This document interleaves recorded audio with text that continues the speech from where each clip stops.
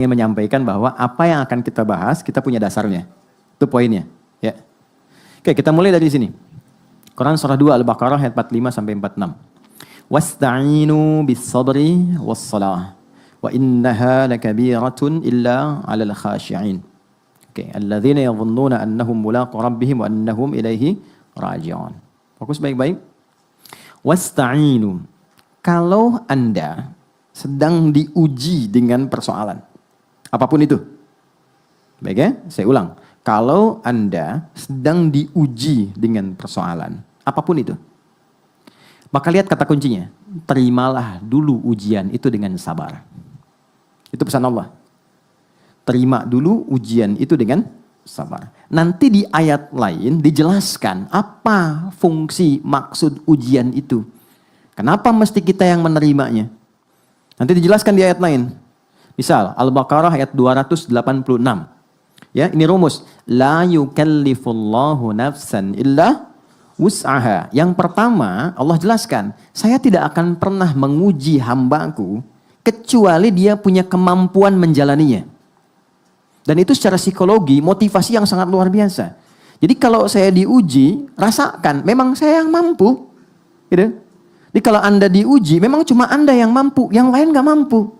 Kalau Anda gak mampu, gak mungkin diberi ujian. Itu sifat keadilan Allah. Di apapun yang sedang kita alami, di kantor, di rumah, di kehidupan kita pribadi, kalau sedang merasakan ada masalah, yakinkan dan bersyukurlah karena Anda yang terpilih mendapat amanah Allah, bukan orang lain. Ketika Anda dipilih, bukan saya, artinya Adi Hidayat gak mampu, Anda yang mampu. Banggalah dengan itu. Lalu Allah jelaskan di ayat lain, saya menguji engkau untuk meningkatkan kualitas hidupmu. Jadi masalah itu diberikan bukan untuk menjadikan hidup kita bermasalah. Tapi memang fitrah hidup itu harus mendapat masalah dan ujian untuk meningkatkan kualitas hidup. Kalau nggak diuji, nggak mungkin kelihatan kualitasnya. Bagaimana anak SD bisa dikatakan layak masuk SMP, dia harus diuji. Begitu lulus, oh ini cocok. Dia bisa siap menerima materi-materi di SMP. Lewat ujian masuk SMP. Diuji selesai, lulus levelnya SMA. Bukankah ketika lulus ujian itu dia naik level? Maka bahasa orang kita kekinian sering mengatakan, Allah pengen naikin level kamu tuh. Ya kan? Jadi yakinkan ketika Anda diuji kata Allah itu, saya bukan ingin memberikan beban pada hidupmu. Tapi ingin meningkatkan kualitas hidupmu. Dan gak mungkin saya kasih kalau engkau gak sanggup. Itu poin pertama. Jadi berbahagialah, gak harus bikin status. Memang cuma aku yang sanggup. Tapi hatinya rapuh gitu. Ya, itu poin pertama tuh. Jadi poin itu nanti baru dikasih motivasi kedua. Turun surah Al-Insyirah. Insyirah itu sesuatu yang lapang. Yang enak. Kalau sedang diuji pengen lapang, pengen bagus, lapangkan hatimu. Sehingga bebannya gak terlampau banyak. Ada seorang anak muda konsultasi ke orang syekh. Ke seorang syekh, dia tinggal di pinggir danau. Dia berkata, saya punya masalah gini gitu, rumit saya. Syekhnya nggak banyak cakap, dia ambil tangannya, kemudian di bawah, lalu disiapkan ada garam, ya dengan satu mangkuk di bawah, garam semangkuk, dia bawa gelas satu. Duduk di pinggiran danau itu, singkat sekali, dia katakan, ini ambil airnya. Begitu diambil, Syekh ini mengambil segenggam dari mangkuk, dimasukkan ke gelas tadi, yang bercampur dengan air segar, ngambil baru dari danau. Kocok begini minum. Mulanya nggak mau. Asin, minum aja dulu. Begitu diminum, baru dimasukkan, dia muntahkan lagi. Kenapa? Asin. Oh, sekarang begini. Apa yang terjadi? Dilempar semua semangkok ke danau itu. Setelah itu ditunggu, dia ambil lagi airnya sama minum. Gimana rasanya? Segar. Problemnya bukan di garamnya. Problemnya di hati kamu. Kalau hati kamu itu tidak seluas danau ini, cuman segelas tadi itu, maka sekecil apapun persoalan, itu akan selalu asin dan berat untukmu. Tapi kalau engkau lebarkan hatimu dengan begitu luas, maka masalah berat pun tidak akan pernah memberikan kesan pada jiwamu. Jadi saya mau katakan sekali lagi, lapangkan dulu. Nah, melapangkan hati sehingga nyaman merasakan sesuatu, itu insyirah namanya. Insyirah. Nah, di surat Al-Insyirah itu yang turun setelah Ad-Duha, itu ada kalimat begini. Inna ma'al usri usra. Fa inna ma'al usri, gampangnya begini, alam nashrah laka sadra. Hei Adi Dayan, Kan kamu udah hidup sekian puluh tahun. Banyak kesenangan kamu dapatkan. Apakah dengan kamu mendapat masalah sekarang, hilang semua kesan-kesenangan yang lalu? Lapangkan hatimu. Alam nashrah laka sadrak. Bukankah aku sudah berikan hati yang lapang? Kata Allah, bukankah aku sudah berikan hati yang lapang? Kenapa engkau sempitkan? Tuhan sudah melapangkan. Kenapa Anda sempitkan? Wa wada'na kawizr alladhi anqadha dhahra. Kalau hatimu engkau lapangkan, beban seberat apapun yang engkau rasakan membebani dirimu, anqadha dhahrak itu kalau kayak Anda ngangkat barbel, ya, ke bagian tubuh itu, di pinggul Anda kemudian pikul itu, kan semua bebannya ke kaki ya. Nah itu kata Allah, kalau hati Anda lapang, masalah yang membuat Anda gelap sampai sulit berjalan ke kaki pun itu akan lapang.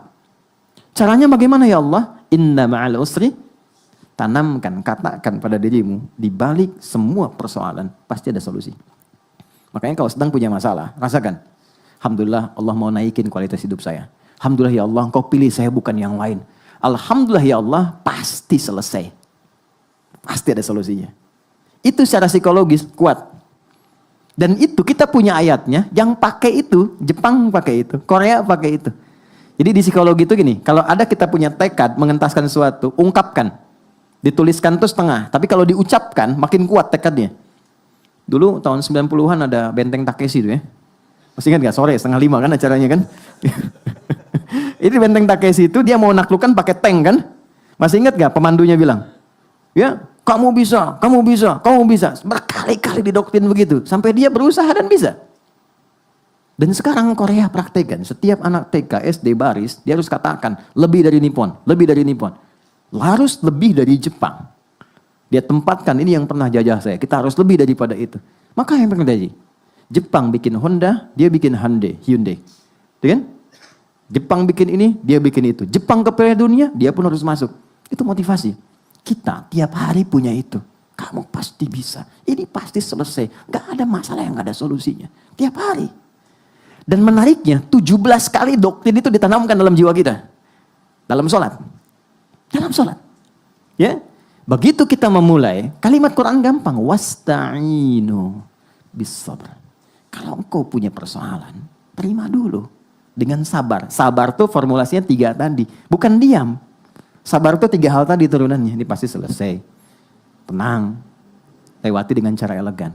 Lalu apa yang terjadi? Tidak ada satupun masalah kecuali ada solusi. Dan siapa yang memberikan solusi? Allah.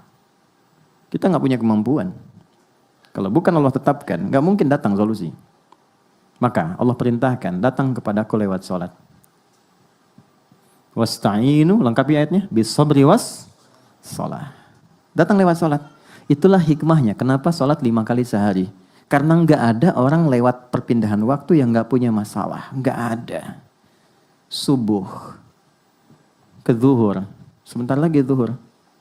Apa dikira nggak ada persoalan di sini? Ada. Ini wajah tenang begini, kadang senyum. Mungkin problemnya belum selesai. Itu kan? Saya pun demikian, kita semua sama. Setiap kita pasti punya masalah. Karena di balik itu ada kualitas hidup kita. Maka Allah tidak ingin membiarkan masalah itu larut sehingga sampai terbawa dalam tidur. Maka apa yang dilakukan? Bawa dalam sholat. Jadi diperintahkan kita sholat itu untuk mengurai semua persoalan itu semua. Sehingga nyaman, tenang, dan muncul solusi. Itu poinnya. Maka lanjutkan ayatnya. Wasta'inu bis-sabri was-sholah. Itulah kenapa kita datang, sholat. Kita minta, kita doa. Isinya doa semua. Untuk mengoneksikan. Dan menariknya, kalau belum yakin, imannya dipertanyakan. Turunlah Quran surah kedua ayat 153. Ini redaksinya sama dengan yang ini. Tapi ditekankan dengan iman di depannya. Ya ayyuhalladzina amanu ista'inu bis-sabri was-sholah. Hei, apa kamu gak yakin? Katanya kamu beriman. Ya, dipanggil semua level iman. Dekat, menengah, jauh. 361 kali disebutkan di Quran. Kamu mau merasa iman lemah, iman menengah, iman kuat, tapi kan kamu beriman. Kalau kamu beriman, siapapun engkau. Pakai alladzina, 1080 kali disebutkan di Quran. Alladzina itu mencakup semua. Lintas gender, mau laki-laki, perempuan, besar, kecil, tua, muda. Sepanjang kau beriman, kamu harus yakin kata Allah. Aku perintahkan sholat, sifatnya memaksa. Untuk apa? Meningkatkan kualitas hidup, mengurai bebanmu. Kalau kamu nggak pengen, itu pilihan kamu, terserah. Kan? Allah nggak paksa. Tapi dengan rahmannya, Allah bertanggung jawab dengan sifat rahman dan rahimnya, memastikan hambanya itu mendapat bagian keadilannya. Panggil. Nah, dalam sholat inilah diberikan kepada kita anugerah untuk membuka dan mengurai semua hal yang kita rasakan sulit. Itulah yang menjadikan semua nabi, rasul, bahkan semua sholat. Anda boleh cek. Ya, kita ambil di Quran saja misalnya. Nabi Musa ketika kesulitan sholat. Ada sholat di Quran surah 20 Taha ayat ke-14. Innani anallahu la ilaha illa ana fa'budni wa aqimis salata lidzikri. Musa sholat. Nabi Isa, Yesus, Mesias, itu sholat. Quran surah 19, Maryam, ayat 31 sampai 33. Wa awsani bis shalah wa ja'alani mubarakan aina ma kuntu wa awsani bis shalah. Allah perintahkan aku sholat. Nabi Ismail, kakek buyutnya Nabi yang ke-29. Itu sholat, bahkan minta semua keluarganya sholat. Direkam sempurna di Quran surah ke-19 ayat ke-55. Wa kana ya'muru ahlahu bis shalah. Jadi kalau kita mau urutkan, apalagi sampai ke Nabi Muhammad SAW, sampai ke Nabi Adam, semua sholat teman-teman. Muhammad SAW bin Abdullah, bin Abdul Muttalib, bin Hashim, bin Abdul Manaf, bin Qusay, bin Murrah, bin Kilab, bin Ka'ab, bin Ghalib, bin Fihir, bin Malik, bin Nadar, bin Kinana, bin Khuzaimah, bin Mudrikah, bin Ilyas, bin Nizar, bin Mudar, bin Ma'ad, bin Adnan, bin Addi, bin Adri, bin Muqawwam, bin Nahur, bin Tarikh, bin Ya'rub, bin Yasjub, bin Nabit, bin Ismail alaihissalam, bin Ibrahim alaihissalam, bin Azar, bin Nahur, bin Abir, bin Kinan, bin Rafahsyad, bin Sam, bin Nuh alaihissalam, bin Mikhlail, Matusyalah, bin Kinan, bin Anwas, bin Thith, bin Adam alaihissalam. Coba ulangi. Semua sholat. Nah, Nabi sholat, terus kita yang bukan Nabi nggak sholat. Aneh kan? Nah, apa yang didapatkan ketika terkoneksi itu? Bagaimana diurainya? Sebelum Allah ngasih ini, diceritakan dulu kisah ini. Nabi Zakaria berumah tangga. Istrinya namanya Eliasobat, atau kita kenal dengan Elizabeth. Ya, itu Elizabeth itu namanya ke istrinya Nabi Zakaria. Punya sepupu nanti namanya Imran. Elizabeth itu punya saudari, adik kakak dengan Hannah, istrinya Imran. Jadi masih sepupuan. Singkatnya begini, nanti dari Imran dengan Hannah menurunkan Maryam, Bunda Maria. Dari Bunda Maria, Maryam menurunkan Isa alaihissalam. Sisi lain, Zakaria itu punya kehidupan rumah tangga yang unik. Setelah berumah tangga cukup lama, mohon maaf, fisik sudah semakin juga letih, rambut sudah memutih, tapi secara medis istrinya divonis monofus dan mandul. Mohon maaf. Jadi klinis mengatakan nggak mungkin punya keturunan. Apa yang terjadi? Ini tanda pertama ya. Ini tanda pertama. Tapi harus yakin. Kalau ada manusia mengatakan ini nggak mungkin, itu tanda dari Allah supaya kita dipaksa langsung terkoneksi dengan Allah dan mengabaikan semua pendapat manusia. Kalau ada yang mengatakan pada Anda ini nggak bisa nih, pekerjaan ini nggak mungkin, sulit nih, itu langsung tanda dari Allah. Tinggalkan opini manusia karena Allah ingin memberi anugerah Anda langsung tanpa perantara. Maka lakukan sholat. Maka Zakaria alaihissalam sholat di mihrabnya Maryam. Direkam sempurna di Quran surah 3 Ali Imran di ayat ke-38 sampai 39. Hunalika da'a Zakaria rabbah. Di mihrab itulah Nabi Zakaria sholat minta kepada Allah. Berdoa. Qala rabbi habli min ladunka dzurriyyatan thayyibah innaka sami'ud du'a. Beliau berkata, ya Allah, semua mengatakan istriku tak akan punya keturunan. Dia memvonis, mereka memvonis ini nggak mungkin, mustahil. Maka aku memohon saja kepadamu yang tidak punya batas dalam pemberian. Sifat Allah yang memberi tanpa batas disebut Wahhab. Cara memintanya hab. Makanya 99 nama itu bukan hafalan, tapi semua nama Allah terkait dengan anugerah untuk kita dalam mengentaskan masalah. Masalahnya rezeki, sebut ya Allah ya Razzaq. Masalahnya ilmu, ya Allah ya Alim. Ingin solusi, ya Allah ya Fattah. Ini pengen pemberian yang tanpa batas, ya Allah ya Wahhab. Ya, habli min ladunka, darimu saja, karena orang sudah mengatakan gak mungkin. Ya, dzurriyyatan thayyibah, keturunan terbaik, innaka sami'ud du'a. Engkau pasti mendengar doa saya. Kalau kepada yang maha mendengar tak terkabulkan, tunjukkan kepadaku kepada siapa lagi saya mesti minta. Itu nggak tunggu lama. Beliau itu masih berdiri, teman-teman. Begini. Ya. Teman-teman kalau lihat risalah orang Yahudi, Yahudi itu nggak ada masalah masuk masjid. Karena mereka sebenarnya punya keyakinan yang sama, Tuhannya satu. Cuman nggak mengakui Rasulullah sebagai nabi. Itu aja poinnya, persoalannya itu. Tapi dia nggak ada masalah masuk masjid. Makanya di masjid pun kalau masuk, dia masih mempertahankan cara sholat dia di waktu lampau. Dia nggak ada sujud. Cuman berdiri begini, nanti bangun lagi. Gitu ya. Nah itu nasabnya ada. Tapi problemnya tetap ketika Nabi Muhammad itu diutus, itu penyempurna. Semua mesti ikut. Karena menyempurnakan, ini ditolak. Itulah sebabnya, padahal yang mengharapkan Nabi Muhammad lahir itu dulu yang minta orang Yahudi. Kita ada di Al-Baqarah, di ayat yang ke-89. Itu mereka berharap. Tapi ketika dikirimkan, mereka pengennya dari genealogi mereka. Ini garisnya harus dari Ishak. Ternyata datangnya dari garis Nabi Ismail. Maka karena iri dan tidak punya keinginan untuk menerima, ditolaklah itu. Itu problemnya. Tapi yang mau saya katakan, dari dulu diajarkan tentang sholat. Nabi Zakaria itu masih berdiri, minta. Doa tadi itu saat berdiri. Dan dalam keadaan sholat. Begitu dahsyatnya sholat. Begitu selesai doanya, belum selesai sholatnya, turun jawaban. Ayat 39-nya. Fanadathul malaikatu wa huwa qaimun yusalli fil mihrab.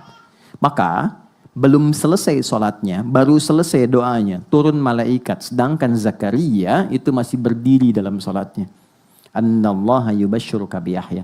Allah kasih kabar gembira, kata malaikat, engkau akan punya keturunan, namanya langsung dari Allah Yahya. Yang kata orang mustahil lahir dari rahim seorang perempuan yang divonis monopause dan mandul, kata Allah nggak ada yang mustahil bagiku. Jadi dan hidup dia. Yahya itu hidup artinya. Jadi dan hidup. Kapan terjadi? Saat berdiri dalam sholat. Jadi sholat itu penting, mengurai persoalan, mengabulkan doa, dan berkahnya kita menjadi umat Nabi Muhammad. Dahsyat nabinya, istimewa, ibadahnya luar biasa. Kalau Nabi Zakaria berdoa langsung dikabul, kita umat Nabi Muhammad belum sholat, sudah Allah tunggu mau minta apa. Dan sejak berdiri.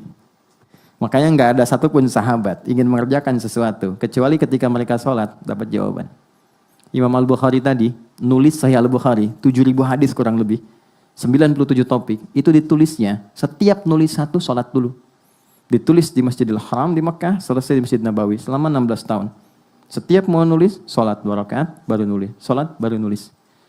Dan ulama-ulama hebat kita, Al-Kindi, Al-Farabi, Al-Ghazali, Al-Khawarizmi, Al-Battani, itu rata-rata sholatnya itu luar biasa. Yang saya mau katakan, perhatikan baik-baik, ini poinnya. Apa anugerah bagi umat Nabi Muhammad? Teman-teman, Nabi Zakaria tadi dikabulkan dalam sholatnya posisinya apa? Berdiri. Kita dipanggil oleh Allah sejak masih berdiri, datang, diminta, kamu punya masalah? Terima dengan sabar. Lalu datang sholat kepadaku. Wasta'inu. Ini kalimatnya. Ta'inu. Wasta'inu. Terimalah dulu masalah, terus minta kepadaku, minta. Kalau kita ingin rubah, ya Allah kami minta sekarang kepadamu. Engkau perintahkan kami ibadah, sholat, kami lakukan. Dan sekarang kami minta itu robah katanya dari kata perintah jadi bentuk permohonan. Jadi nasta'in. Jadi itu perintah Allah, ini jawaban kita, nasta'in. Nasta'in. Nasta'inu. Kalau kita katakan, ya Allah engkau perintahkan, sekarang kami minta kepadamu, hanya kepadamu. Seperti engkau perintahkan, maka tambahkan kata iyyaka di depannya. Iyyaka nasta'in. Allah minta kan? Wassalah, salat, ibadah kepadaku. Lalu kita katakan, kami ingin ibadah ya Allah, kami menyembahmu. Maka robah kalimatnya menjadi na'bud. Dan tambahkan iyyaka di depannya. Iyyaka na'budu wa iyyaka nas. Saya tanya, kita membaca itu enggak dalam salat? Baca kan? Dalam ruku atau sujud? Dalam berdiri. Bukan ruku dan sujud, dalam berdiri.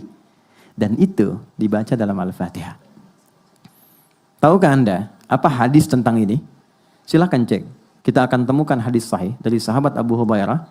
Berikan kalimatnya, lihat baik-baik. Idza qala al-'abdu, kalau seorang hamba sholat, itu bukan kalimat hampa yang dia bacakan. Begitu dia mengucapkan Alhamdulillahi Rabbil Alamin, qala Allahu Azza wa Jalla, ternyata kalimat kita langsung dijawab oleh Allah. Hamadani abdi, hambaku sedang memujiku. Wa idza qala al-'abdu ar-Rahmanir Rahim, kalau hambaku berkata ar-Rahmanir Rahim, qala Allahu Azza wa Jalla, Allah menjawab hambaku sedang memujiku. Asna alayya abdi. Ketika hamba berkata Maliki Yaumiddin, Allah menjawab Majjadani abdi, hambaku sedang mengagungkanku. Perhatikan kalimatnya. Ini kuncinya. Wa idza qala al-'abdu iyyaka na'budu wa iyyaka nasta'in. Kalau hambaku benar sholatnya dari mulai takbir sampai ke kalimat ini, iyyaka na'budu wa iyyaka nasta'in. Lihat kalimatnya. Hadza baini wa baina abdi. Ini perjanjian aku dengan hambaku. Wali abdi ma sa'al. Apapun yang hambaku minta sekarang untuk mengurai hajatnya, sepanjang itu maslahat untuknya, aku kabulkan saat ini juga. Itu Al-Fatihah. Jadi ini dahsyat teman-teman. Bukan formalitas. Makanya Al-Fatihah itu dibikin gampang sekali untuk umat Islam. Mau orang Arab, yang non-Arab, ini paling gampang. Ini. Karena saat diminta baca, itu bukan sekedar formalitas rukun sholat, bukan. Di balik itu ada anugerah yang besar. Dan dahsyatnya ini hanya diberikan pada umatnya Nabi Muhammad SAW, tidak pada yang lain. Keterangannya ada di hadis Muslim, nomor hadis 806. Rawinya Ibnu Abbas, subtopik nomor 43, topik nomor 6. Singkatnya, kata Nabi, aku tiba mendengar suara terbuka, pintu terbuka dari langit, turunlah malaikat Jibril. Singkatnya mengatakan, Muhammad kau diberikan 2 cahaya yang tidak diberikan oleh pada nabi-nabi sebelum kamu. 2 cahaya itu adalah 2 ayat terakhir surah Al-Baqarah, ayat 285 dan 286, serta Al-Fatihah. Belum selesai hadisnya. Tidaklah dibacakan setiap hurufnya, kecuali setiap hajat umatmu itu akan dikabul. Setiap permintaanmu akan dikabulkan. Ini yang menjadikan Al-Fatihah sering kita bacakan. Baik dalam sholat ataupun di luar sholat. Sekarang kita terkoneksi dengan Allah. Minta di hadapannya. Yang dibacakan perintah Allah. Jalurnya lewat Nabi. Janji Allahnya sudah pasti. Problemnya, kenapa yang kita minta kadang belum terkabul? Harusnya otomatis. Nah inilah. Di sini kemudian titik kita belajar. Boleh jadi cara membaca kita tidak seperti cara baca orang dulu. Orang sakit dibacain Al-Fatihah sekali sembuh. Kan masih ingat seorang kepala suku tersengat kalajengking. Kalajengking Arab loh. Terus sengat, terus diobatin, gak dapat, malah sekarat. Dia tanya pada rombongan sahabat, adakah yang bisa menyembuhkan? Mereka mengatakan Allah yang menyembuhkan. Tapi kami bisa mencoba. Begitu dipanggil, dibacakan Al-Fatihah, sekali baca. Sekali baca. Dengan izin Allah, sembuh.